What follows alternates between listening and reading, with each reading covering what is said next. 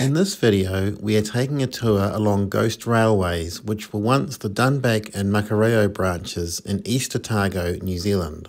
Starting from the junction with the main line at Palmerston, we will head inland, taking a look at the many remnants which can still be seen. But first, let's take a look at the story behind these ghost railways.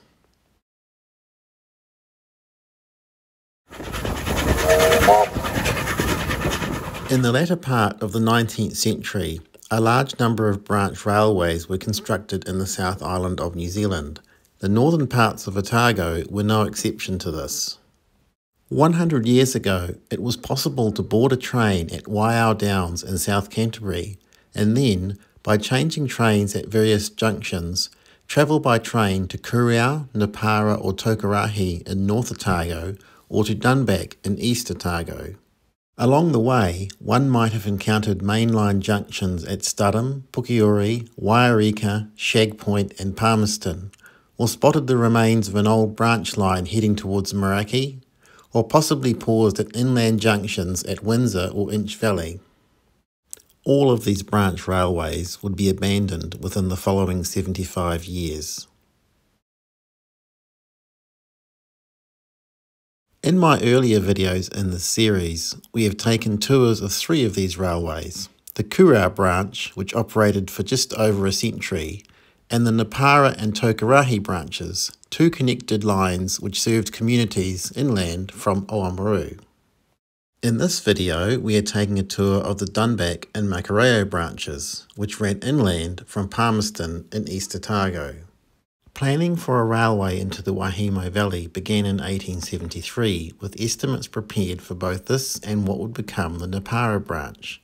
When the Napara branch was completed in 1877, there had been no progress on a Wahimo Valley line. The mid-1870s saw a number of competing proposals for a railway into central Otago. One of these options would have seen a Palmerston to Dunback railway continuing through the very challenging countryside to the west, to eventually reach the Miniatoto Plains. While this was ruled out in 1877 in favour of the Dunedin-based route, a branch line into the Wahimo Valley was still seen as desirable. Work on an initial 5-kilometre section finally began in 1879, the same year as the nearby Shag Point branch. This first section, completed in 1880, was used to bring out ballast for use on the South Island main trunk line. Progress to complete the rest of the line was very slow. The full Dunback branch, stretching just 14 kilometres, was finally completed in 1885, 12 years after the original cost estimates had been done. For the first few years of operation, Dunback Railway Station benefited from being the closest railway access for central Otago. However, as the Otago Central line progressed further inland, this business faded away. In 1899, construction began on a railway from Inch Valley Station to a limestone quarry and limeworks on what had been the Makareao estate. This was completed in 1900. Operated by the Railways Department, but owned by the Lands and Survey Department, it served a growing industrial complex at the end of the line. Traffic on the section to Dunback steadily declined. Mixed trains, the only passenger service which had ever been offered on the branch, ceased in 1930. However, traffic on the newer Makareao line steadily increased in the years following its opening, and the limestone quarry and limeworks became the predominant source of traffic for the line back to Palmerston.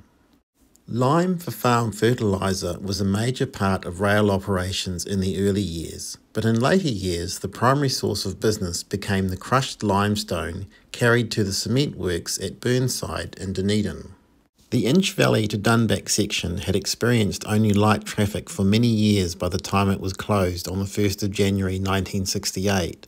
The entire remaining line was now redesignated as the Makareao branch. The remaining railway was a busy one, with steam locomotives hauling 2 return trains per day. In April 1968, the branch was converted to diesel operation, meaning that the entire traffic of the line could be hauled as 1 return train per day, bringing empty wagons to Makareao and then returning to the cement works at Burnside in Dunedin with a load of crushed limestone. The stone train, as it was now known, became an iconic feature of the local railway landscape over the next 20 years, but the railway only carried one product and for one customer. The cement works closed at the end of 1988, and the Makareao branch closed the following year. For a comprehensive history of these branch lines, check out Arthur Domain's article in the June 2011 edition of New Zealand Railfan.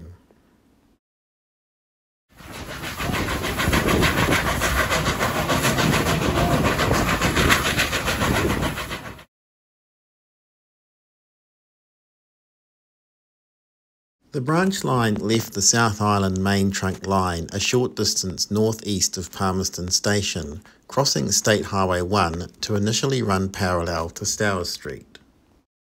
In the era of steam-hauled trains, Palmerston was an important stop on the challenging hilly section of the main trunk line between Dunedin and Oamaru. The station served a number of trains throughout the day and night.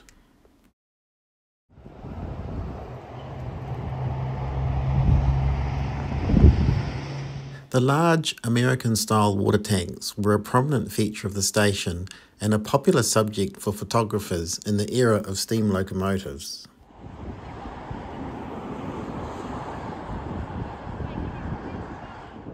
The station is listed as closing in 1980 except for private siding traffic. Today it is a very quiet place, disturbed only by the occasional passing of mainline trains.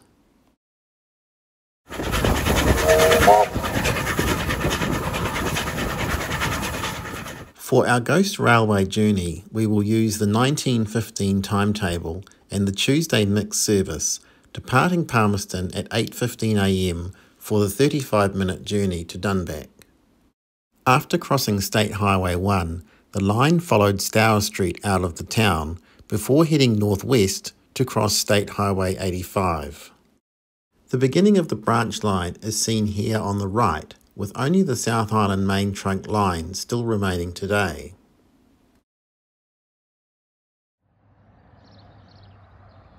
At the Stour Street intersection, the branch line crossed State Highway 1, and in these images, Stour Street is to the left of the branch railway.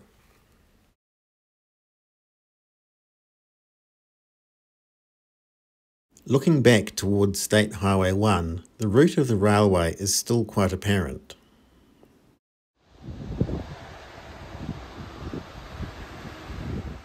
Here we see two icons of 1980s South Island railways. The stone train on the left is coming off the branch line, while the Southerner Express is on the main line, heading towards Palmerston Station. There were no signals on the branch line. This decaying old semaphore signal outside East Otago High School appears to be from the nearby junction. Now looking in the direction of Dunback, the railway formation is directly in front of us. The route of the railway is still very apparent as we continue along the street.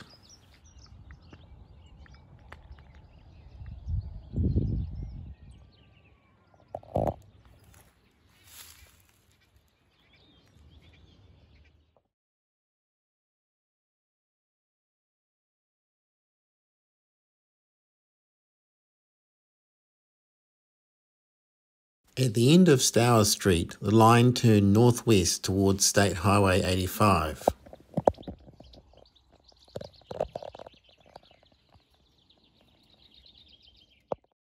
Little remains where the line crossed the highway.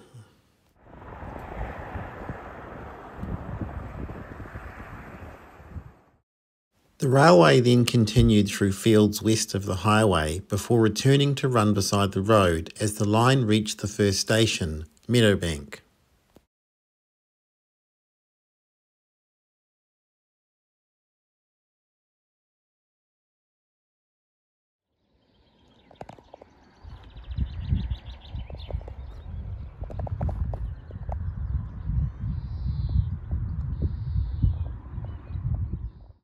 Meadowbank Station was located at a stockyard which still operates today.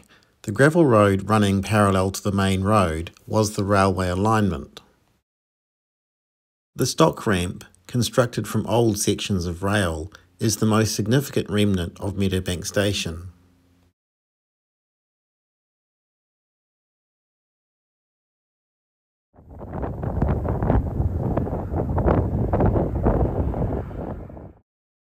From here, the railway ran beside the highway all the way to the junction at Inch Valley. Continuing towards the next station at Glen Park, we encounter a number of ghost railway artefacts.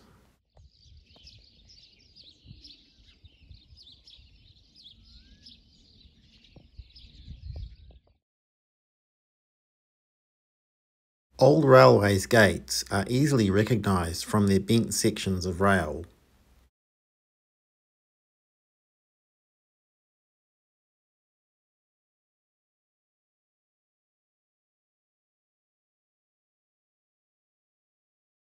Glen Park Station was located near the intersection of State Highway 85 and Jones Road. The station had little in the way of permanent structures, and there is very little which identifies its location today, other than some old bent rail gate posts.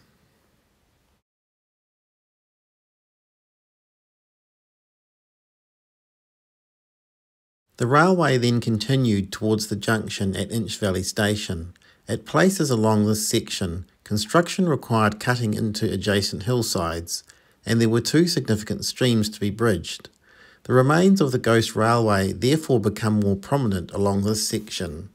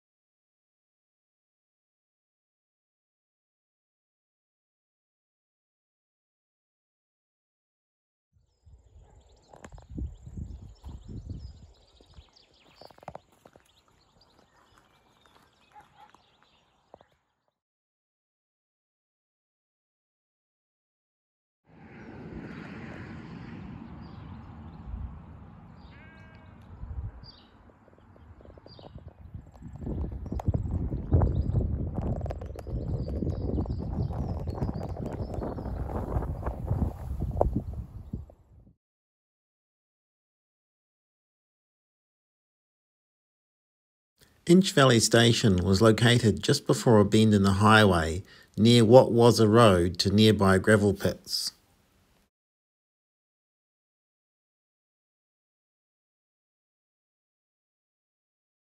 Today, there is little other than a few old railway fence posts to help identify the location of the station.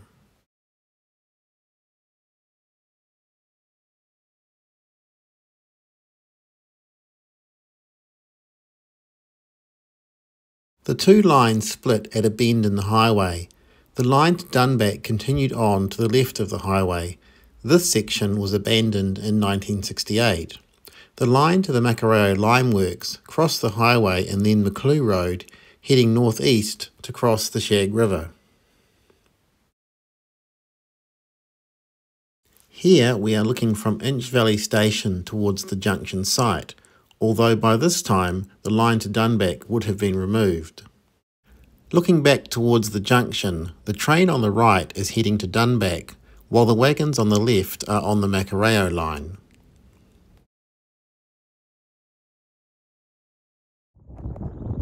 Looking back from a little further up the road, we now see the Dunback formation continuing on our right.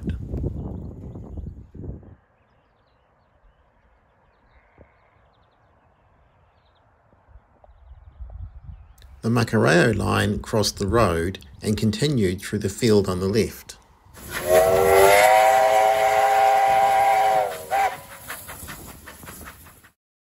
As we continue northwest on State Highway 85, the Dunback line is on our left, and the railway formation is easily discerned as it leads towards a cutting now covered by trees.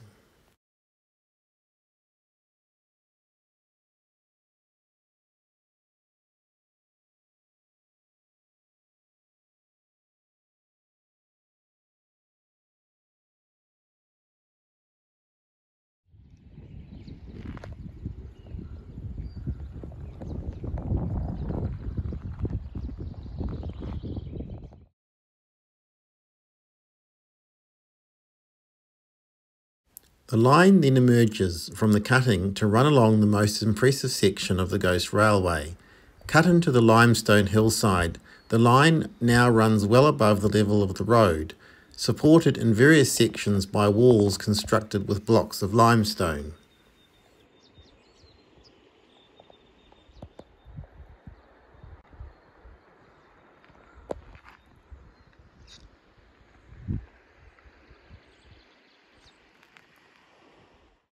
This was a popular location for railway photographers.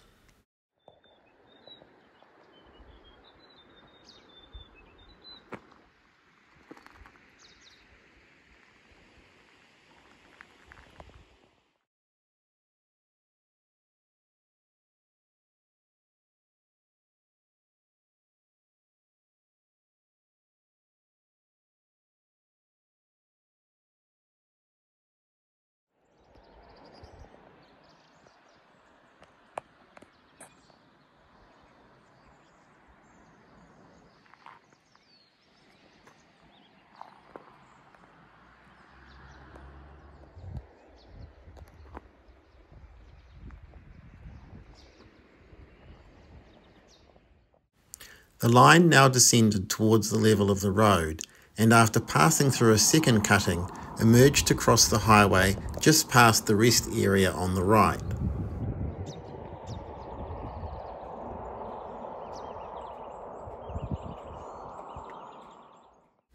In this photograph, taken above the first cutting, we can see a railway gate and the second cutting in the distance.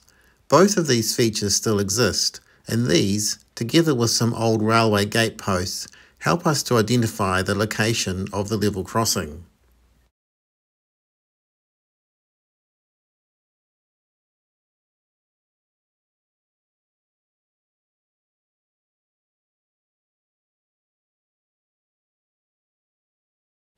The railway formation now continues on our right for the remainder of the journey into Dunback.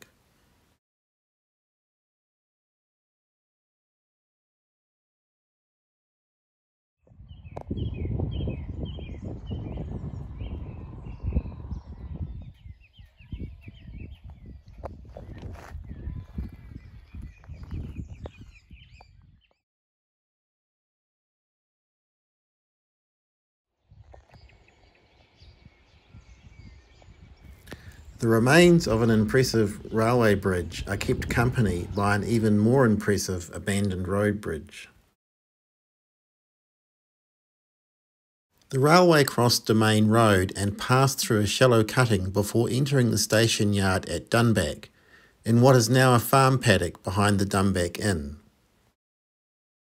In these images, trains are seen passing through the shallow cutting, having just left Dunback.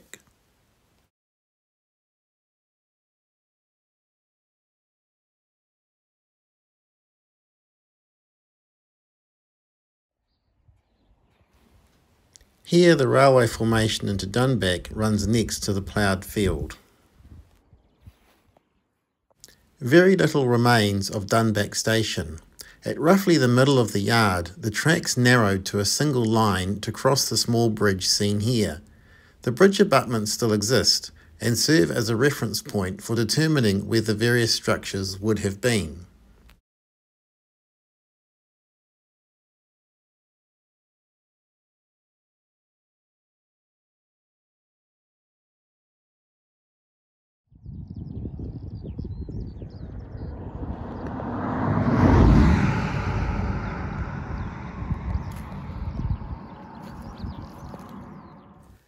Our train is due to arrive at Dunback at 8:50 a.m, perhaps a little early for a visit to the historic Dunback Inn.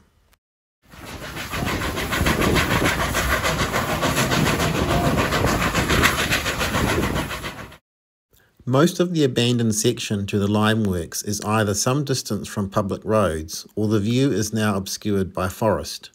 The line initially ran through flat farm paddocks before crossing the Shag River on an impressive wooden trestle bridge which was demolished as an army training exercise.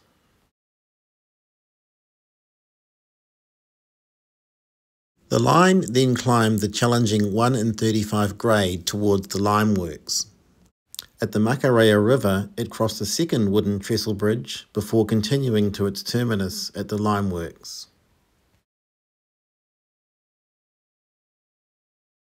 Looking back from high above the limeworks, we see the route of the railway back towards Inch Valley, crossing the Makareao River Bridge. Heading down to where the railway entered the limeworks, there is little trace of its route today.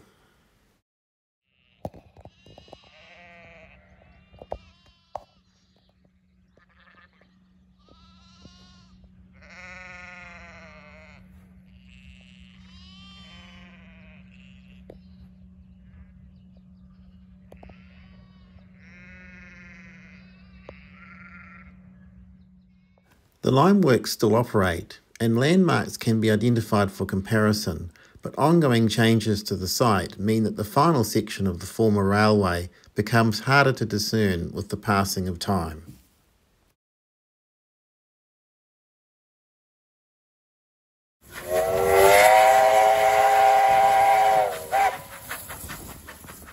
Traffic to Dunback itself was in decline within a few years of the line's opening. Dreams of continuing the railway into central Otago were never fulfilled, and as with so many former branch railways, little more than an empty field remains where those dreams came to an end. However, the line would also form the basis for one of New Zealand's most successful branch railways, serving the quarrying and limeworks operations at Makareao until the end of the 1980s. In this series of videos, we have followed the routes of the 5 significant ghost railways of the northern parts of Otago. Little has changed in many of the areas where these railways once ran, and their routes remain largely intact today. We can still see the impressive earthworks, which remind us of the labours of those who created them, mostly with pick and shovel. The local abundance of limestone and the craftsmanship of a past generation of stonemasons can be seen in the portals and lining of the tunnels of the Tokaraki branch and in the bridges, culverts and walls found all along these ghost railways. These impressive limestone structures give a sense of character and permanence not encountered in ghost railways in many other parts of the country. Old bent rail gateposts from former railway property still serve local farmers long after the trains have vanished forever. Former station sites are now paddocks or parks or have been repurposed as local businesses.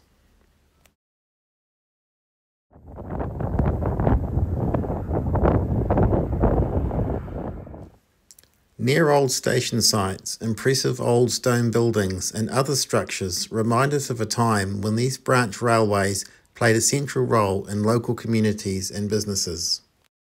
Prominent old buildings and other heritage sites can easily be found all across this part of New Zealand. If we look a little closer, we find another layer of local history, the remains of the railways which once linked these places together.